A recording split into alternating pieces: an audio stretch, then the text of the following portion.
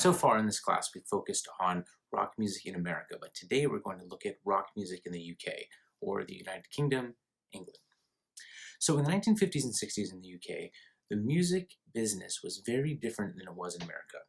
During and after World War II, American soldiers introduced rock and pop music from America to English soldiers who then took their music home and shared it with their friends and families. So from the end of the 1940s to the 50s, British listeners started consuming American music, American popular music.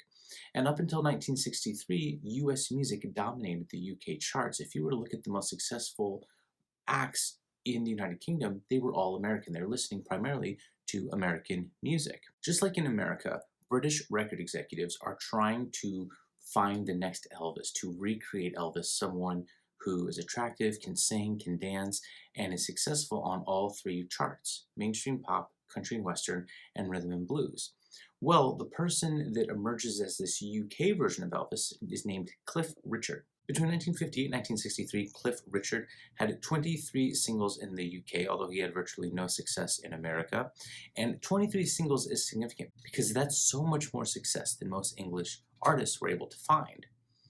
Some other examples of UK artists include the teen idols that were managed by a man by the name of Larry Parnes. So I mentioned earlier in this class that there were parallels in the early 1960s to the late 1990s, where you have someone like manager Lou Pearlman in the 1990s who was managing NSYNC and the Backstreet Boys. Same thing, we have people back in this time period who were managing multiple artists, and Larry Parnes was doing that in the UK. All of Larry Parnes' artists had a stage name, or at least their last name was changed to be something more exciting or more powerful, such as Tommy Steele, Marty Wilde, and Billy Fury.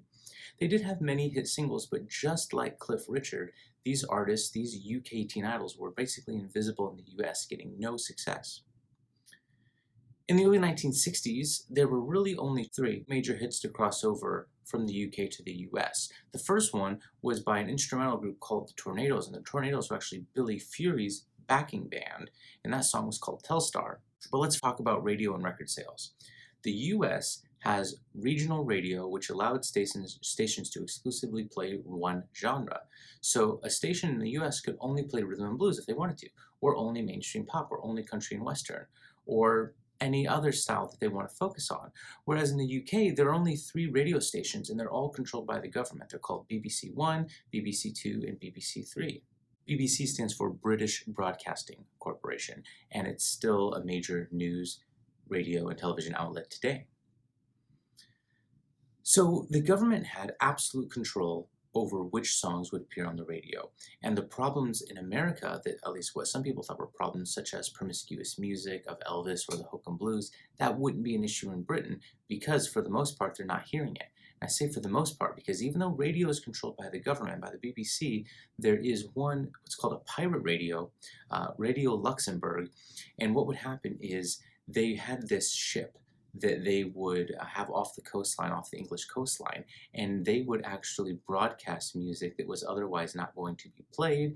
It was rock and roll, a lot of American rock and roll, that was considered perhaps too risque or too inappropriate for what the BBC would allow. The British government was aware of Radio Luxembourg, and they would send out ships and they try to track them down and stop them, but they still found success in bringing other music to Britain. There were very few record labels at this time, and they were almost all major labels. Again, this was also controlled by the British government. The point of all this is that the British people were listening to what the British government wanted them to listen to. While the majority of UK listeners were enjoying American music, there were two styles that were uniquely British that enjoyed popularity at this time. The first one was called skiffle. The most important skiffle musician is without a doubt a man by the name of Lonnie Donegan. If you've seen the recent movie Judy about Judy Garland starring Renee Zellweger, Lonnie Donegan is actually a character in that movie. So skiffle is a genre that emerged following World War II, and it's rooted in American folk music with inspiration from big band beats and rhythms. Again, big band is like Glenn Miller, Benny Goodman, that group of music from the 1930s and 40s. The song on your playlist that I want you to make note of as an example of skiffle is called Rock Island Line. And this is from 1956, and it reached number 8 in the UK, and it also charted in the US. So this is that second example. It really experienced significant success during this time period. The first one, again, was an instrumental piece by the Tornadoes called Telstar, and this one is by Lonnie Donegan, and it's called Rock Island Line. Well, what would happen is these UK kids that were listening to American music after World War II would get cheap guitars, they would learn all of their open chords, and they would just start playing American folk covers. And what's interesting about that is this is before the folk revival in America. So these UK kids are listening to the music of Woody Guthrie and Pete Seeger and the Weavers before that returns to popularity here in America. Three notable British bands who started as skiffle bands are the Beatles, the Rolling Stones, and Led Zeppelin. The other genre that was unique to British music is called trad jazz. And trad jazz is very similar to American Dixieland music. Some of the famous artists include Ken Collier, Kenny Ball, Chris Barber, and Aker Bilg, with the third hit single from this time period, Stranger on a Shore from 1962. And this one was #1 in the UK and US, making it the second biggest UK-US crossover hit before 1963. Finally, another example of a popular style of music in the UK, not one that's unique to the UK, but a very popular style, is the blues. And just like in America, where they had a folk revival, in the UK there's going to be a blues revival, but that's an American style that's being revived. We'll talk about that one in a later lecture, but for now, that's your background as to what was going on in the UK music scene in the late 50s and early 1960s.